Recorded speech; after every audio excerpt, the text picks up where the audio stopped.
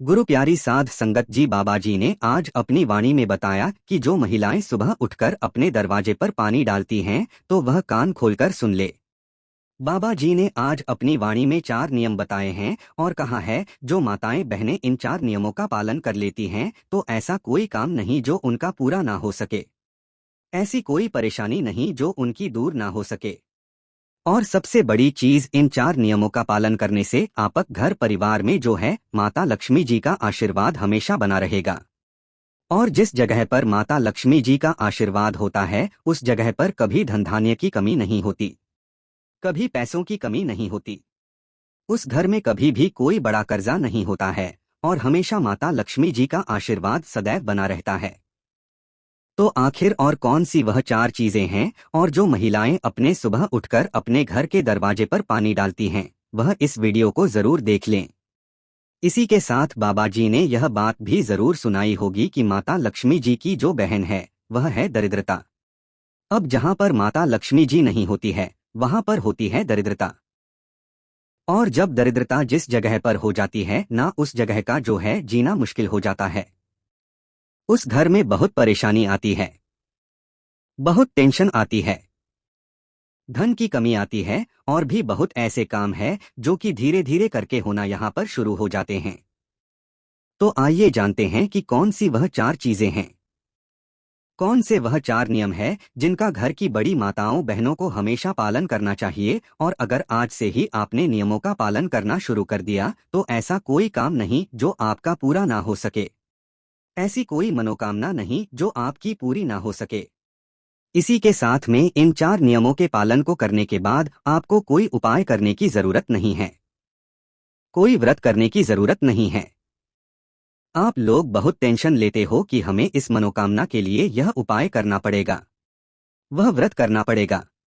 पर अगर आप लोग इन नियमों का पालन कर लेते हो, यह 4 चीजें अपने मन में बैठाकर रख लेते हो, तो फिर आपके बिना उपाय से ही, बिना व्रत से ही सारे काम अपने आप होना शुरू हो जाएंगे। और सबसे बड़ी चीज, घर में पैसा आना शुरू हो जाएगा।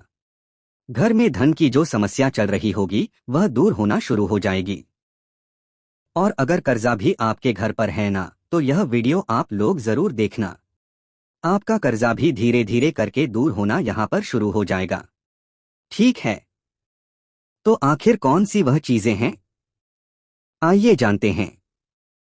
देखो, माता लक्ष्मी जी का आपको हमेशा पता होगा कि माता लक्ष्मी जी हमेशा अच्छी जगहों पर रहना पसंद करती है और उनकी बहन जो दरिद्रता है, जो कि बुरी जगहों पर रहना पसंद करती है। तो आप खुद अपने मन से समझ सकते हो कि जिस घर में प्रेम भाव रहता है, जिस घर में पैसा भरपूर रहता है, कोई परेशानी नहीं होती है, उस घर में माता लक्ष्मी जी का आशीर्वाद रहता है। और जिस घर में हमेशा लड़ाई झगड़ा रहता है, जिस घर में उल्टे सीधे चीजें होती रहती हैं, कुछ ना कुछ होता ही रहता है, दिनों में उस घर में दरिद्रता का वास रहता है, तो भाई वहां पर आप लोग गलतियां करते हो। उन गलतियों को आपको आज से ही सुधारना है, जो हम आपको इस वीडियो में यहाँ पर बता रहे हैं। ठीक है, अब यहाँ पर हम आपको एक बात बताएं। माता लक्ष्मी जी एक, राधा स्वामी गुरु प्यारी साध संगत जी, आज की जो साखी है एक पूर्ण प्यार पर टिकी हुई है। जब हम गुरु से प्यार करते हैं तो गुरु उसके बदले क्या क्या देता है, आज सखी में हम जानेंगे। बात उस समय की है जब अब बाबा जयमल सिंह जी स्वामी जी महाराज की संगत किया करते थे कि उन दिनों में बाबा जयमल सिंह फौज में भर्ती थे। और बाबा जी फरमाते हैं कि एक दिन स्वामी जी महाराज ने मुझे गुरुद्वारे से लाइन पर जाने का हुक्म दिया कि तू नौकरी पर जा, तू मेरा दिल सत्संग छोड़कर जाना नहीं था। हजूर ने फरमाया कि नौकरी पर जाऊं। मैं थोड़ी दूर जाकर लौट आया और स्वामी जी महाराज के पास आकर छिपकर सत्संग और शब्द सुनता रहा। रात को 9:30 गिनती होती थी, मैं गिनती में नहीं गया और रात को 1 बजे गुरुद्वारे से चला और रास्ते में फिर 1 घंटा भजन में बैठ गया। वहां से उठकर रात के 2 बजे लाइन में पहुंचा। वहां जाकर मैंने संतरी से पूछा कि मैं तो गैरहाजिर था, मेरे लिए क्या हुक्म है, ड्यूटी वाले हवलदार के पास जाऊं कि डेरे को जाऊं। उस स्त्री ने कहा कि आप तो हाजिर थे, गिनती में मेरे पास खड़े थे, जब आपका नाम पुकारा गया आप बोले थे। इतनी बात सुनकर मैं ड्यूटी वाले हवलदार के पास गया और उससे भी कहा कि मैं गिनती में हाजिर नहीं था। उसने कहा कि तुम तो हाजिर थे, मैंने खुद अपनी आंखों से तुम्हें देखा है, तुम तो हाजिर थे से मैं तुम्हें किस तरह गैरहाजिर कहूँ। मैं वहां से चुपचाप चला आया और अपने मन में सोचा कि मुझ पर तो स्वामी जी महाराज की बड़ी दया है। मुझे पक्का विश्वास हो गया कि मेरे स्थान पर तो स्वामी जी महाराज ने हाजिरी दी है। इससे 15 दिन बाद अब चलिए रूम में, जिसमें फौज का दरबार लगता था और कानून की किताबें भी देखने के लिए रखी जाती थी। मेरी नौकरी किताबों की लगी वे नौकरी 9 दिन की रहती थी।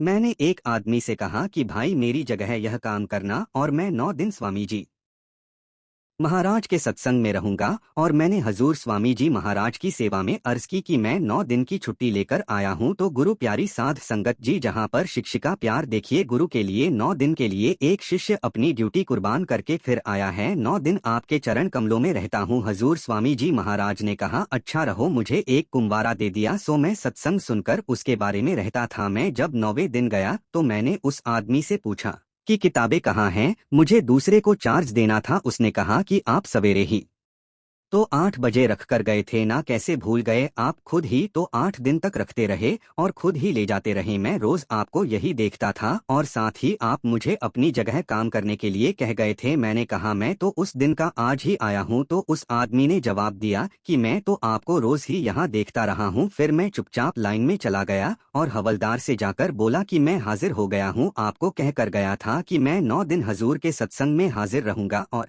जहां नहीं आऊंगा। अगर कोई जरूरी काम पड़ जाए तो मुझे बुला लेना और यह बात अपने तक ही रखना, किसी से ना कहना। हवलदार मेरा दोस्त था, मुझसे गुरमुखी के अक्षर पढ़ना सीख रहा था। वह कहने लगा कि तुम तो रात को भी में हाजिर थे, 9 दिन तक मैं तुम्हें तुम्हारे नंबर से बुलाता रहा, तुम हाजिर बोलते रहे, न कहते हो कि आज ही आया हूँ, यह क्या बात है? उससे मैंने फिर पूछा कि सचमुच ही मैं हाजिर था। जब इस बात को मैंने 2-3 एक दफा पूछा तो अंत में उस हवलदार ने सौगंध खाई कि तुम जरूर हाजिर रहे हो। तब मुझे पक्का यकीन हो गया कि हजूर स्वामी जी मेरी जगह हाजिरी देते रहे हैं। मैं हैरान हो गया कि हजूर ने मुझे 2 जगह कर दिया। यह कैसी मौत हुई कि आप हाजिरी देते रहे? इससे आगे इस किले में एक जगह है, उसका नाम पानी घूंट है। उस जगह मेरी ड्यूटी लगाई गई थी। जिस समय मेरा पहरा होता था उस समय में स्वामी जी के सत्संग में आता था, कक्ष के बाद वापस चला जाता था। एक दिन मालूम हुआ कि मेरे पीछे गार्ड में गिनती ले गई तो सब गार्डन पूरी निषेध, इसमें मेरी हाजिरी भी बोली गई। मैं यह बात सुनकर हैरान हो गया। फिर दिल में सोचकर हजूर के चरणों का ध्यान किया और शक्कर किया कि हजूर हर वक्त मेरी संभाल करते हैं, मेरी जगह हाजिरी दी है। एक बार की बात है कि फौज को बड़े दिनों की 4 छुट्टियां थी। मैंने सोचा कि मुझे कोई सरकारी काम नहीं है, 4 दिनों तक अपनी कोठरी में भजन ही करूंगा। रोटी वाले को बुलाकर उससे कह दिया कि 4 दिन तक मुझे बुलाना नहीं, जरूरत होगी तो मैं आप रोटी ले लूंगा, अगर कोई मेरे लिए पूछे तो कहना कि यहाँ नहीं है।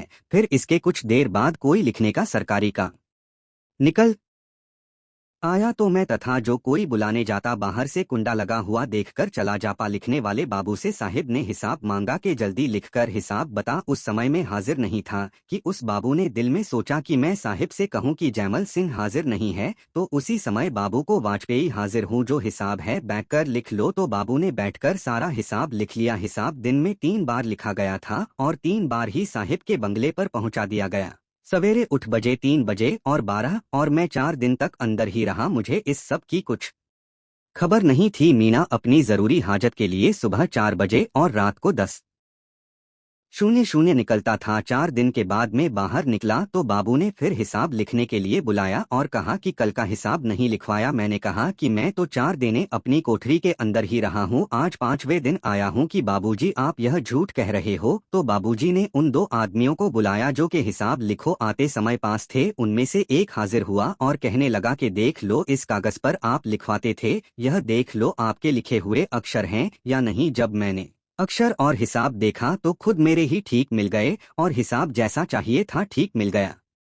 तब मैंने चुपचाप हजूर के चरणों का ध्यान और शुक्र किया और हजूर की दया समझे। हजूर ने दया करके आप ही सारा काम किया। यह 4 बातें मेरे साथ हुई और जो दया मुझ पर हुई उसका हाल लिखने में नहीं आता। मैं जुबान के द्वारा उसकी मेहमान नहीं कर सकता है। कई बार स्वामी जी महाराज की ऐसी मौज हुई कि मुझे तोप दागने में 10 मिनट रहने पर हुक्म देते जाओ, तुम्हारी गिनती का वक्त हो गया है। मैं 1.5 मिल जाता, तब तोप बदलते, फिर गिनती होती। इस तरह की बातें देखकर मैं हैरान रह जाता। जो अति इद्या हजूर मुझ पर कर सकते थे, बैक कहीं नहीं की।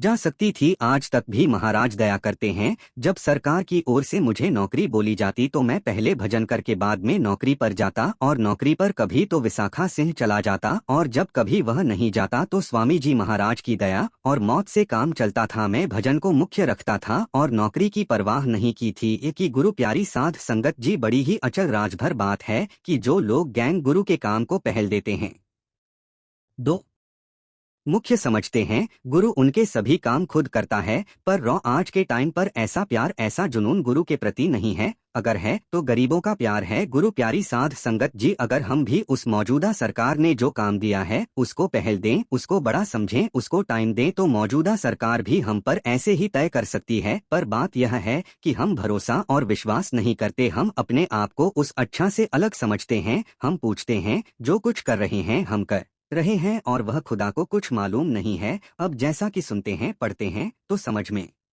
आता है कि एक शिष्य का गुरु से प्यार कैसा होना चाहिए। जयमल सिंह महाराज ने स्वामी जी महाराज की इतनी भक्ति की, उनको बड़ा समझा। अपनी नौकरी को बाद में कभी ऐसा सोचा नहीं कि अगर मैं वहां पर हाजिर नहीं हुआ तो मेरी नौकरी चली जाएगी। उन्होंने सिर्फ वह गुरु की तरफ ध्यान दिया, गुरु को बड़ा सजा, भक्ति को मुख्य समझा। तो आइए, गुरु प्यारी साध संगत जी, हमें भी जो नाम की दाल न की उस अकाल पुरुष वाहे गुरु ने दी है, हम उसको दिन रात दो में लेकर आए, करने में लेकर आए। फिर जैसे इस मौजूदा सरकार बोलते हैं कि आपका स्वार्थ भी और परमार्थ भी दोनों गुरुवार एक आयुष, सो हमें भरोसा करना चाहिए, विश्वास करना चाहिए। राधा स्वामी जी।